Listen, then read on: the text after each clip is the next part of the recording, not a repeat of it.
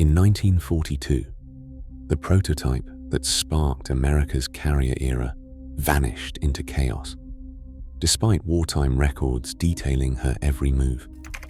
USS Langley, once a floating laboratory for naval aviation, left a clear trail into the Java Sea. Yet her final resting place became a 75-year mystery. How does the ship that changed warfare go missing in plain sight? The answer starts with her foundations. In March 1922, a coal-hauling ship called USS Jupiter reappeared as something entirely new, the US Navy's first aircraft carrier.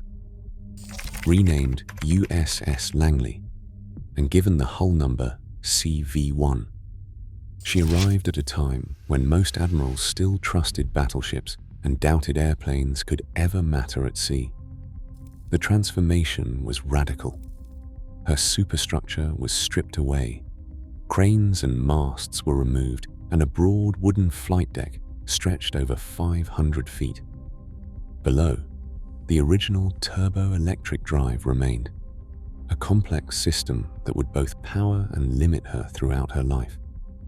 Commander Kenneth Whiting, a submarine veteran with a restless mind, took command. He pushed his crew and the Navy's first carrier aviators into the unknown. The first full-deck aircraft launch came just weeks after commissioning. By the end of 1922, pilots were landing and taking off in rapid succession, sometimes 12 planes in under half an hour, even in heavy mist. Whiting's insistence on experimentation led to wire-arresting gear tests, deck edge landings, and new ways to move and fuel aircraft at sea. Mistakes were frequent. Planes skidded, engines failed, and the deck crew learned the hard way how to clear crashes fast enough to keep operations moving. Every mishap became a lesson. Langley's earliest records read like a blueprint for the future. In 1923, she proved to the world that a moving ship could launch and recover aircraft with consistency. These early years, marked by relentless trial and error, set the stage for everything that followed. Langley was never fast, never heavily armed, but she showed that AIR power could ride the waves. By the late 1930s, Langley was no longer the Navy's main experiment. Faster, more powerful carriers had arrived. In 1937, she was pulled into dry dock for a final overhaul. Her flight deck, once the stage for aviation's boldest trials, was stripped away. Heavy cranes replaced catapults, and her hull was reclassified as AV-3, a seaplane tender, not a carrier. The mission now was support, not combat. She ferried patrol planes, scouted distant waters, and trained crews for a war that was coming faster than anyone guessed. When the Pacific erupted in 1941, Langley's new role seemed safe, until the front lines collapsed. By February 1942, the Dutch East Indies were falling. The Allied command, known as ABDA, was desperate to hold Java. Every aircraft counted. The army needed fighters, fast. Langley was ordered to carry 32 crated P-40 Warhawks from Australia to Java, a job for which she was never designed. The ship's decks groaned under the weight. Her anti-aircraft guns were few, her speed unchanged. Enemy bombers roamed the skies, and air cover was scarce. Captain Robert P. McConnell, now in command, faced impossible orders. His logs reveal a cautious but determined officer, pressing ahead despite warnings of Japanese air patrols. Convoy instructions stressed stealth, but the need for reinforcements outweighed every risk.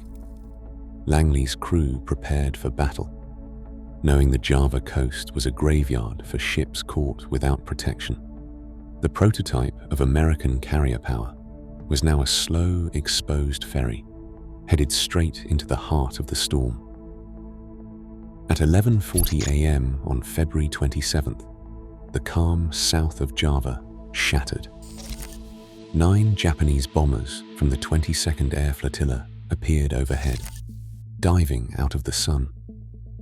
Langley's gunners opened fire, but the ship's old anti-aircraft batteries struggled to track the swift, low-flying attackers. The first wave missed, sending geysers of water skyward. The second wave pressed closer, their bombs thudding into the sea just off the port bow. Then, in the third run, 5 bombs of 250 kilograms each found their mark. 2 crashed through the flight deck, igniting aviation fuel, and the crated P-40 Warhawk fighters lashed down for delivery. Flames leapt across the deck. Explosions tore open hatches and sent shrapnel flying. The engine room filled with smoke as fire reached the turbo-electric drive, the heart of Langley's propulsion. Power flickered, then died. Steering jammed hard to port. The ship began to list, water flooding through ruptured hull plates. Damage control teams scrambled below, venting steam and fighting flames, but the list grew steeper. Ammunition stores were threatened, and the heat was unbearable. Captain McConnell, faced with dead engines, a burning deck, and a crippled ship, realized that Langley could no longer move or defend herself. The bridge relayed the order to prepare for abandonment. In less than 15 minutes, the prototype of American naval aviation had been reduced to a drifting, burning hulk. Her final mission now a desperate fight for survival. Smoke poured from the shattered hull as Captain McConnell stood on the bridge. The deck beneath him canted hard to port. The order came with no ceremony: abandon ship. Crewmen scrambled to the rails, some singed by fire, others clutching life jackets or the few belongings they could grab. Lifeboats and rafts hit the water, men leaping after them, some wounded, some dazed, all desperate to escape the flames. Destroyers, Edsall and Whipple closed in, risking enemy attack to pull survivors from the sea. By noon, more than 480 men had left Langley's decks behind. 32 never made it off. With the carrier now deserted, the escorts scuttled her. Shells punched through the battered hull, followed by torpedoes. The intention was grim but clear. Langley would not be left for the enemy. She slipped beneath the waves upright, swallowed by water nearly 1,000 feet deep. The loss was immediate, but the exact location was anything but certain. Wartime reports listed coordinates: 7 degrees 20 minutes south, 109 degrees east, but those numbers were stitched together by dead reckoning and guesswork. The chaos of battle, jammed compasses, and the subtle pull of Java sea currents scattered the estimates. Some Dutch logs placed the sinking miles to the east.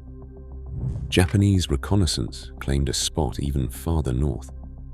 Over time, post-war charts shifted the site by several more miles. No one could say for certain where the Pioneer carrier rested.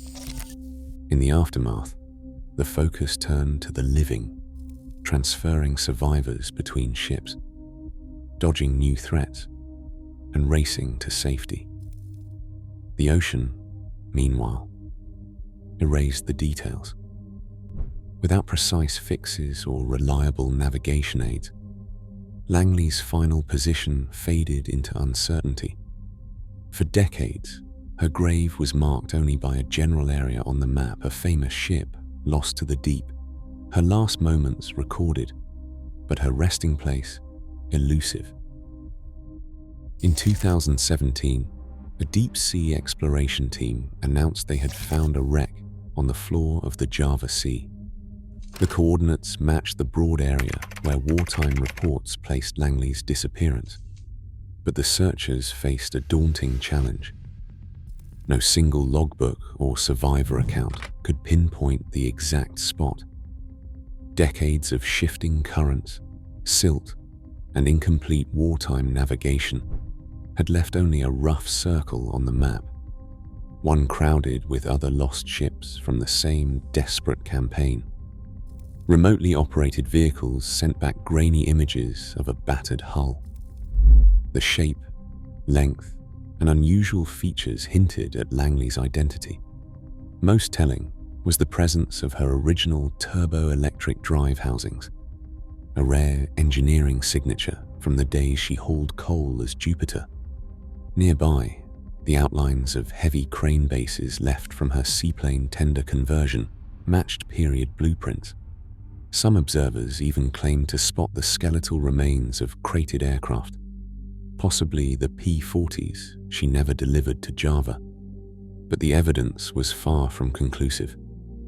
Silt masked much of the wreck, and the region's seafloor is littered with other World War II casualties, some with similar hull forms. High-resolution sonar and remotely operated vehicles and their cameras struggled to capture the unique details needed for a positive ID, like the arrangement of engine rooms or the distinctive scars from her conversion. The US Navy's official records list Langley as located, unconfirmed. Meanwhile, the Java Sea itself posed a new threat.